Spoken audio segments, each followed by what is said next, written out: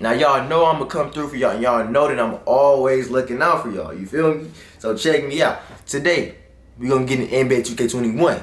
We gonna get in the badges, we gonna get in the rep, and we gonna get in the VC. I'm gonna help y'all get that as quickly as possible. I'm gonna give y'all one of my number one rules regarding that type of stuff. But in order to take full advantage, the number one rule you gotta follow is to get NBA 2K21 as early as you possibly can, preferably on the first day of release, It's important that you can get it as early as possibly, because when you first get the game, in NBA 2K history, when the game first comes out, there's a lot of stuff that's broken. There's a lot of stuff that can be taken advantage of. There are a lot of exploits in the game. Now, there's also a lot of bad things too that come with it. But the good thing that comes with it is I'll start with rep. And I'll start with NBA 2K20. I'll start with the prime example of NBA 2K20 if you did not know this. So listen to me right now.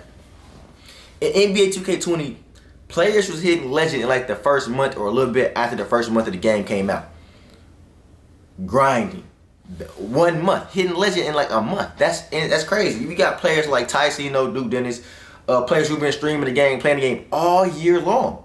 Just now hitting it over the summer. I believe Tyson hit it like last week. You know what I'm saying? So think about that.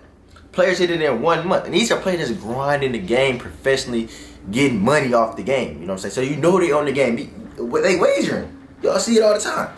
So, NBA 2K20, when it first came out, 3v3 Pro-Am was giving like 2.5 times the rep as the park. So you was getting almost double the rep and then some. Now, if you combine that and you knew how to get the double rep from the wheel spin, you was going crazy. You was getting mad rep. Now, if you combine that with doing some of the best rep methods, then you was just going stupid and repping up super, super quickly. And now, put it this way.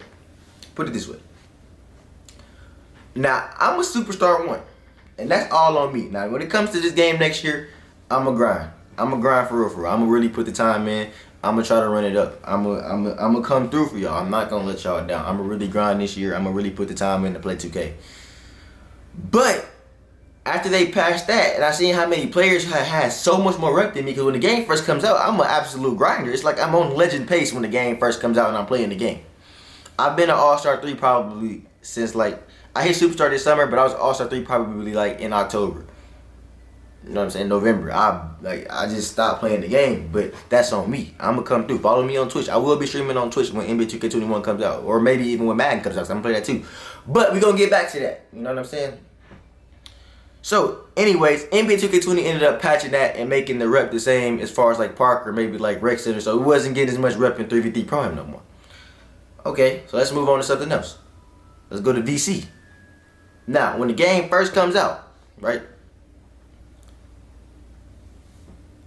2K, as far as my players go, was giving out more VC for your first season as a my player. It's giving out like 1,000 VC per game.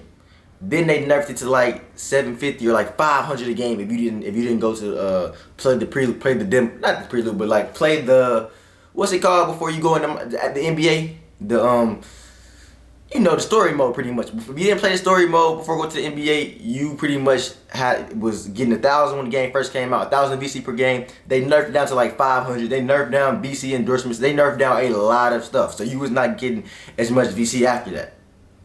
For some reason, because it was kind of relatively easy to get VC when the game first came out. I mean, just playing the game, grinding my career, you look up, you got a lot of VC. Like, I can create a new player, I can get some animations, I can get everything I need. I play the game now and it's a grind. It's a grind. Now, pay attention to who y'all talking to. Y'all know who I am, man. You know what I'm saying? A lot of y'all know who I am. A lot of y'all know I know how to get VC and stuff off of glitches.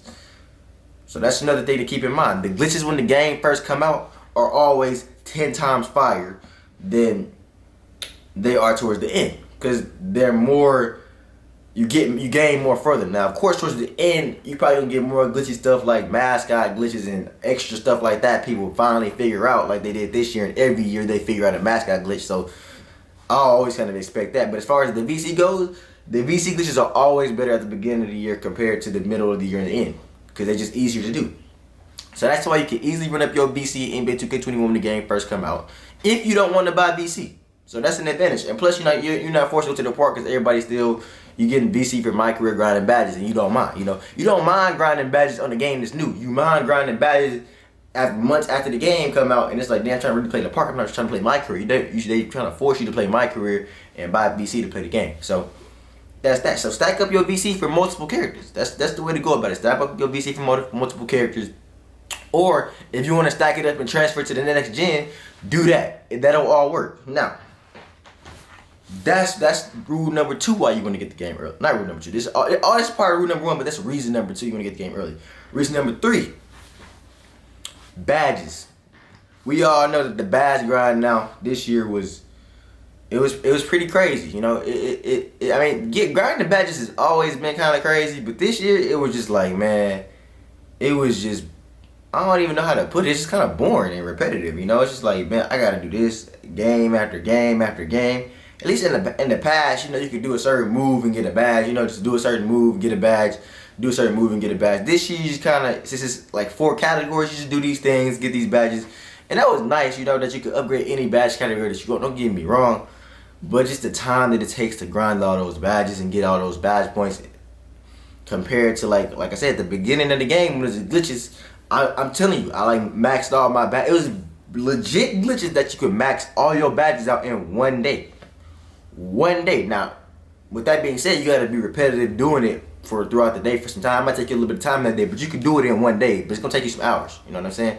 Just because you gotta load the game back up and all that type of stuff. But one day. So imagine you do that at the beginning of the year. You create all the my players you want. That's the one thing I didn't do because I really wasn't going crazy with it. I just be like to showing y'all out, help y'all out, and I was cool with my my player at that time. But no more. If next year if that happens, I'm gonna create all the my players I want for the rest of the year because I see how bored I get playing with certain my players, and I see how the meta always changes for the game. I had to playmaker shot creator. That was the best build when the game first came out. You know what I'm saying? But then as the game progresses, the patches and all that goes from like 2-way slashing playmakers, playmaking glass cleaners going crazy. You know, lockdown defenders going crazy. So it's like, all right, I'm gonna make sure I have a defender next year for sure. I'll make sure I have me a playmaker. My player that can shoot threes and dunk and all that. I'm gonna make sure I have all the builds I want for every situation I need. You know what I'm saying? Put it that way.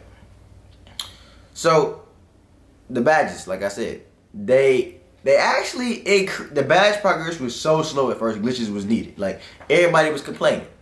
2K even doubled the badge progression meter. That's how slow it was. They had to double it to make it seem okay, make it seem fair and fun because grinding badges in the park is not realistic. I'm gonna be honest with y'all. Grinding badges in the park, it just moves too slow. You know, it's gonna take you so many games to just grind them in the park where you can go to my career.